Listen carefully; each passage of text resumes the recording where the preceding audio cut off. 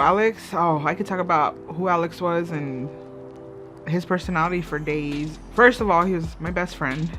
We had just such a tight bond. I mean, he liked to joke a lot. You could just hear his loud laugh whenever he found something funny, and it's like a laugh that came like from his belly. He loved family, he loved to eat, he loved to work out, and then he was really into boxing also as a workout. He loved just staying active. We would go hiking on weekends together. He would motivate me and my older brother to, you know, really push through a workout even when I was complaining. He was always like, don't be a wuss. Alex is attempting to do some push-ups. He learned this from Canelo. How you feeling? Good. Nice. And then he would come home after doing all of that and he would just want to go get food, either tacos or burgers. He'd be like, I'd be on a health streak and he'd be like, come on, let's just go get some tacos. And I was like, all right, fine, let's go get some tacos. He had a heart of gold. I mean, literally when people say this person will give you the shirt off their back, like that's who Alex was. He was gonna make sure that you're okay, even if he wasn't okay. I mean, April 29th is a day I will never forget. He was struggling with some depression. We think that there was other things going on, but we don't really know because we could never really get him the proper help, because where we live, that's not really a option. I remember my dad calls me and he had talked to my mom and he was worried about him because just the way he was talking, the way that he was acting. So it was decided to, you know, make a call to get him some help, and that help for us was police, because our whole life we thought, you know, we're told police is there to help. So when we made that call, it wasn't expecting that that's the day that they were gonna kill him. So all he did, I remember the officers approaching him, and what he did was turn around and walked away, because he was not somebody that would respond to you when he was not in his sober mind. And that was something that they knew, because I communicated that various times that, hey, he's not in his right state of mind. So they walk towards the canal, and some time goes by, you know, we still don't see them, we don't know anything of what's happening. And I remember turning to my sister and telling her, well, we haven't heard gunshots, so at least that's a good thing. As soon as I said that, I heard the first gunshot, and then 4 after that. To hear them was a sound that I'll never get out of my head.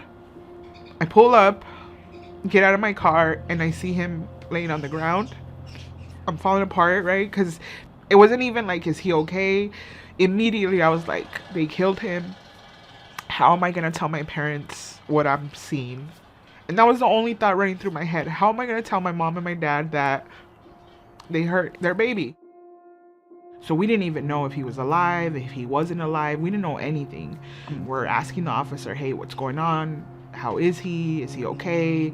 No answers. My sister has the news alerts on her phone, you know, to come through like a lot of people do. And they started coming up on her phone. Like, you know, officer involved shooting, suspect passed away. So we found out through those alerts with an officer in front of us. It's only my mom there. My dad's on his way home from work. I waited till my dad got home, and then I had to sit them both down, tell him he had been shot, and then I had to tell them that he didn't make it. That was probably the worst thing I've ever had to share with them, because I didn't have any answers for them.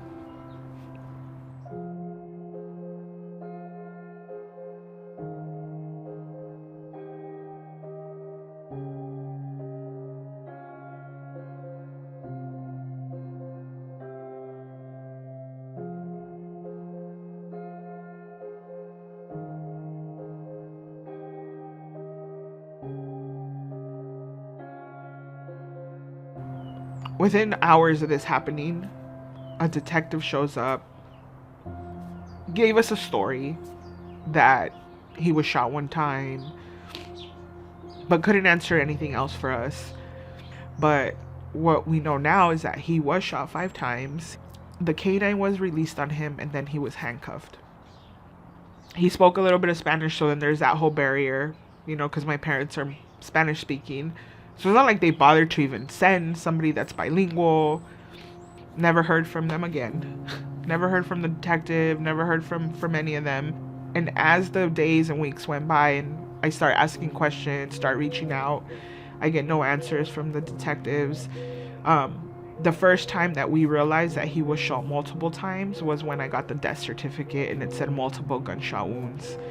And that's what really flagged me to start asking questions. And that's how we found out, by piecing things together instead of being told from the department what had happened. And they knew, at that point they knew. We know that they knew because they start their investigation right away. I think that's the part that makes me the most angry now, is that the department had all this information and could have gave us answers, but they chose to not to communicate, not to give us answers, not to tell us what happened. And it makes it that much more difficult to be in shock, to go through this experience and then have to go do the work yourself to try to even find out what happened. The justification was that they gave him multiple commands, that he ignored them, that he pointed a rifle at them, and that's why the officer decided to shoot at him, because they feared for their life. That's the justification that we've continuously hear.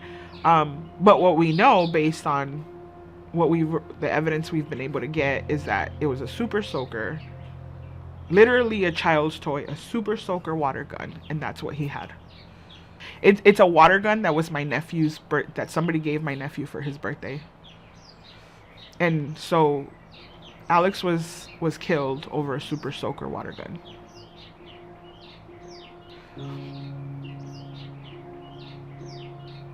I mean, the system failed us. The system failed Alex. The system failed our family.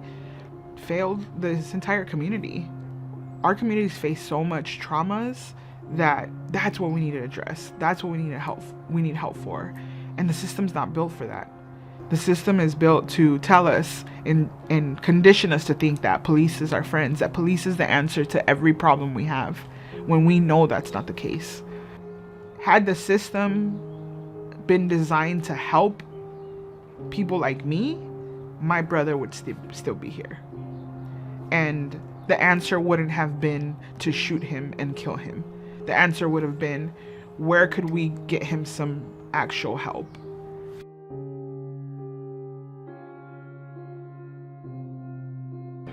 I mean, what would his life look like now? I think it's something we think about a lot. I mean, there's unlimited potential, but I think the biggest thing for me is that he would have probably wanted to start his own family by now. And just, that's something he always wanted. And he talked about a lot in the last few years. He talked a lot about wanting his own family. Happy Easter, kids. You know I love you guys, and I'll see you soon. Love you, Mateo, Jordan, Malia. Have a great day, and eat a lot of food for me, alright?